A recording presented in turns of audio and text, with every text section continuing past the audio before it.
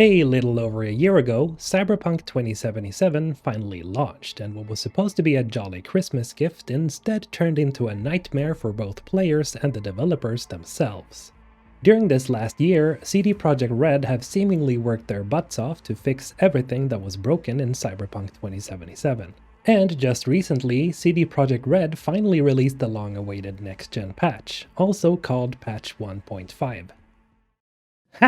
How's it going, guys? Mr. Holton here, and last year I motivated that yes, Cyberpunk 2077 was worth buying because despite its many faults, there was a great game buried beneath a mountain of bugs. Ever since then, I haven't actually touched the game at all except for making a modding video. So with all that said, I'm seeing this with fresher eyes today. And I gotta admit, parts of the game is still somewhat of a mess, but the question is, how much is fixed with this patch? What has been added? And the more important question, is Cyberpunk 2077 worth reinstalling or straight up buying with the contents of patch 1.5 in the year 2022? Well, let's dive right into it.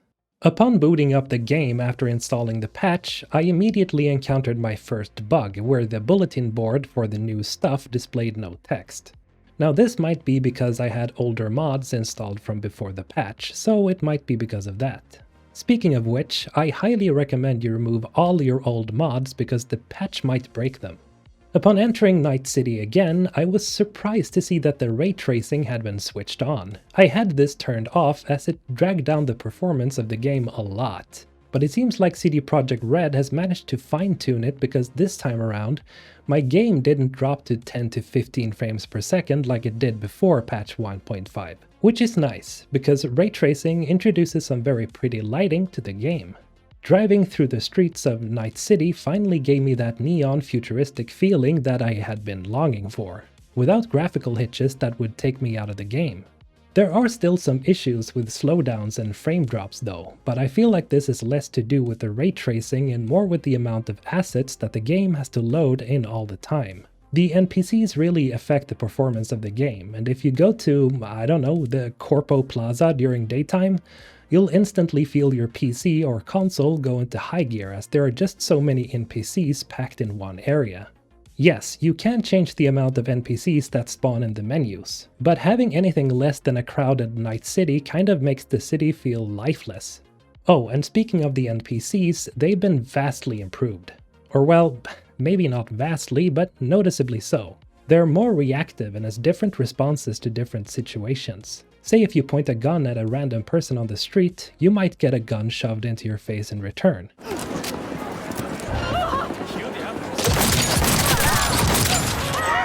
People walking around will react more lifelike this time around, and if you start shooting your guns, there'll be literal stampedes of people panicking if you decide to roleplay as a cyber psycho. Of course, there's gonna be the occasional disappearing act every now and then, but for the most part, NPCs don't just materialize in front of you, which makes the game feel more immersive. Okay, so let's talk about the big one, the apartments.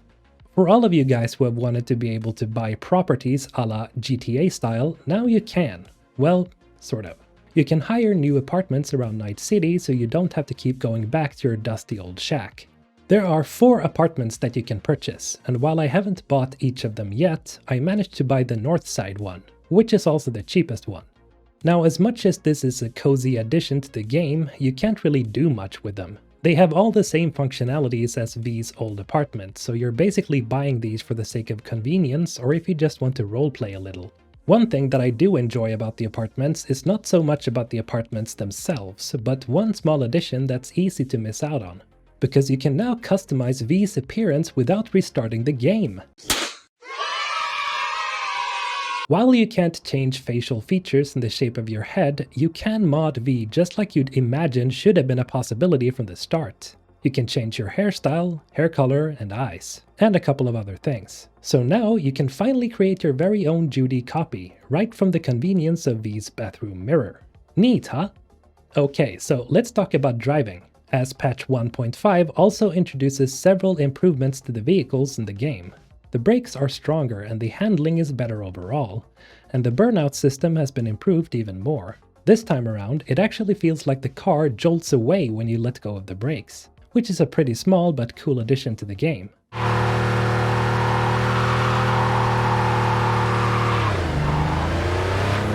Also, I tried out this stacking cars bug. This bug is a famous one in the Cyberpunk community, where if you call for all your vehicles, they would stack together into one package that would explode in a pretty hilarious fashion. Thankfully, but also tragically in a way, this bug has been fixed. So stacking the cars to have them trampoline off of each other is no longer possible. After calling on all my cars, I found them all waiting for me, neatly spread out over the street a little further away. Well, it was fun while it lasted, I guess. After all this, I decided to check out my skill tree. For any of you who are unaware, the 1.5 patch rebalances some of the perks, so your perk tree is gonna be reset when you enter your game. One thing that's been shown some love by the developers is the knife throwing mechanic. Some perks have been redesigned, such as Cutthroat, which gives you a major boost to your melee attacks after you've thrown your knife. Why this is turning out to be such a fun build is because the knives you throw will now return to your hand after a few seconds, represented by this circle showing the cooldown. I've had way too much fun with this because you quite literally never lose your knife now, which is awesome because before you always had to craft a bunch of knives if you wanted to play this build. The stealth tree has also been renamed Ninjutsu, which according to CD Projekt Red fits the skill tree better. And I agree with that statement, because now you can viably play as a futuristic ninja that roams the streets of Night City, which is pretty effing cool. And that's everything, right? Oh no. There's a bunch of other things that CD Projekt Red has added, such as the fact that enemies now are more intelligent, which makes them more challenging. Dismemberment and decapitations are more accurate, and killing enemies with guns feels more impactful. The map has been improved, and the icons have been switched up as to differentiate them, making it more simple to navigate through the world. There's also a bunch of things that have been added or changed, and I just haven't recorded them yet. Oh, and water effects have now been improved. You can finally see water sprays when shooting or throwing grenades at the ocean. Die, spawn of Satan, die! With all this said, this new patch has introduced a lot of fixes and improvements for Cyberpunk 2077, even more so than any patch before. If I dare say it, Cyberpunk is slowly but surely turning into the game that was promised to us all those years ago. And I must say that I, as a fan, really appreciate the efforts made by CD Projekt Red to make the game better. The situation very much reminds me of when No Man's Sky released, where Hello Games had promised their fans with an entirely different game than what they got. And Hello Games have managed to come a long way since then, constantly adding to No Man's Sky, turning it into the game that it was meant to be.